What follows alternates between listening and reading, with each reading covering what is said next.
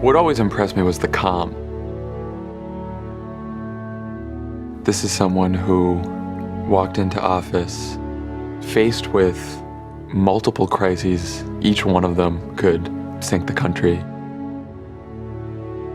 But he was always calmer than the rest of us.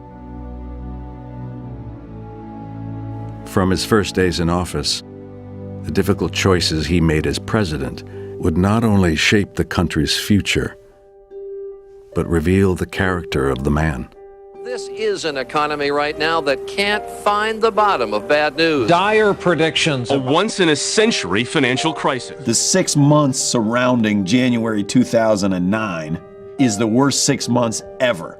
Mr. President, millions of people are going to lose their jobs, financial systems locked up, and it could collapse. Tonight, a top GM executive warned, without help, the company will default. There is no plan B. As I looked around the room, there were so many brilliant people, but at the end of the day, there was only one man in that room who had to make the decision, and all eyes were on him. Everybody, Democrats, Republicans, do not rescue the automobile industry. The questions that the president asked again and again and again had to do with how many jobs would be lost. Whenever folks were arguing about numbers and politics, he was always the one who brought it back to people.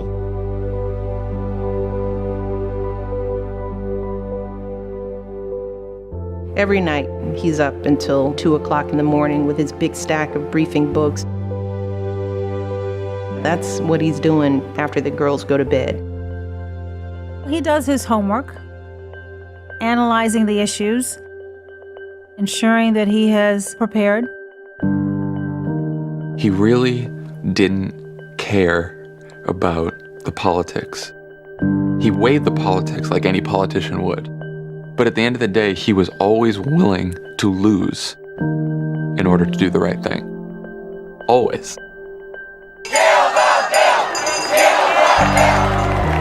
A lot of people argued the politics were too costly. It'll be a cold day in hell before he socializes my country. Rahm Emanuel came to him and said, you're going to have to pull the bill, because if you push this legislation, you will lose in 2012. He knew there'd be somewhere between 10 and 30 million people who would not get health insurance. Millions of people were being discriminated against by insurance companies. When you hear people more worried about the politics of it than what's right and what's wrong, I want you to think about the millions of people all across this country who are looking for some help. He's thinking to himself, if I decide not to push forward, what do I say to all those people who came up to me with tears in their eyes telling me that they need this to save themselves? And if that means that I'm a one-term president, then I'm a one-term president.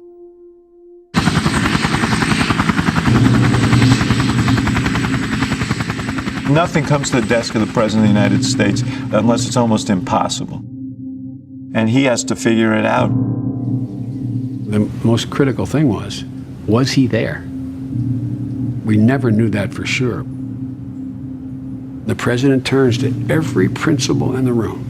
What do you recommend I do?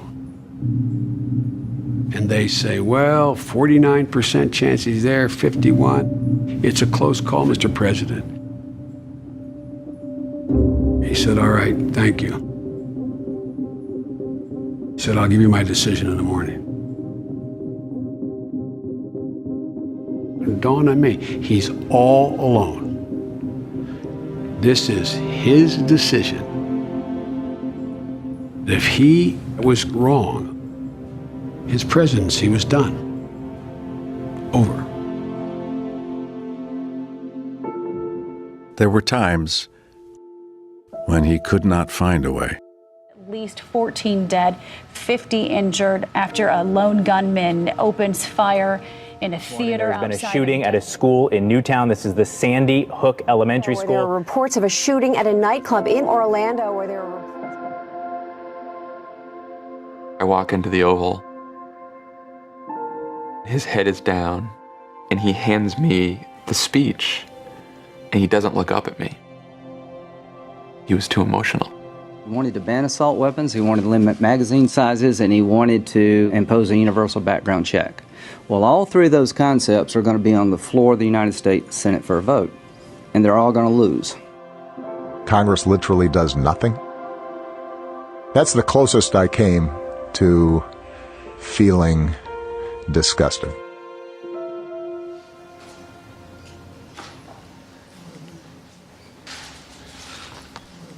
Every time I think about those kids, it gets me mad. And by the way, it happens on the streets of Chicago every day. There's a part of him who thinks, I am in the most powerful office in the most powerful country on the planet, and I can't do anything to erase what just happened.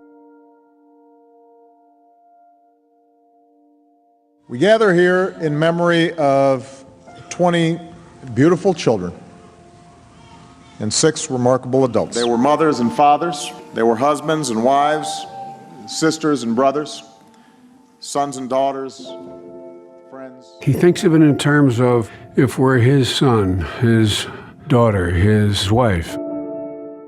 He actually feels the pain.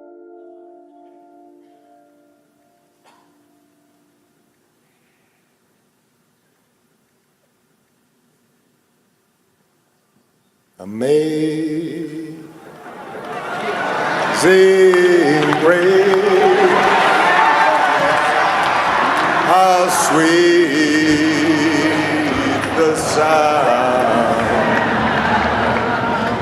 that saved. When we were lost, he asked us to believe and try to see ourselves in one another.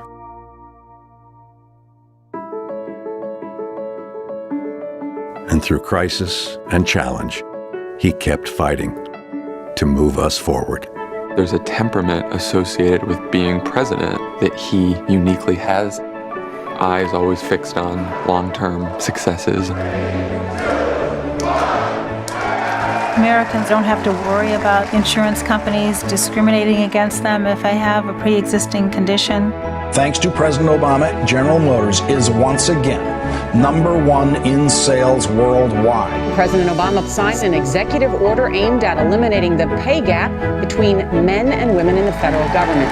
America deserves equal pay for equal work. Judge Sotomayor, are you prepared to take the oath? I am. Please raise your right hand. We'll offer you the chance to come out of the shadows so that you can finally have the dignity of knowing you belong. Mr. Obama is the first sitting U.S. president to visit Cuba in nearly 90 years. Osama bin Laden has been brought to justice. The United States has conducted an operation that killed Osama bin Laden. He's ignited the most robust international agreement on climate change. The Paris Agreement represents the best chance to save the one planet that we've got. Obama announced a historic breakthrough with Iran today. A comprehensive, long-term deal that will prevent it from obtaining a nuclear weapon. He has this deep conviction that at big moments when we need to, we can still come together as a country, and that out of a long political darkness, a brighter day will come. From the Supreme Court, we have read from the bench, there is a right to marriage equality. I repeat, there is a right to marriage equality. Today, we can say that we've made our union a little more perfect.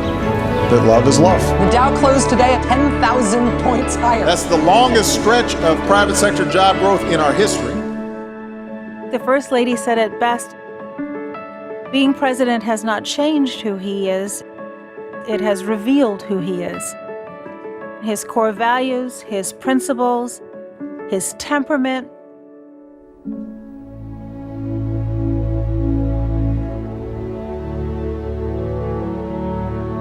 I just stay at it. And I'm just going to keep on staying at it as long as I'm in this office. And America will succeed. I am absolutely confident about that.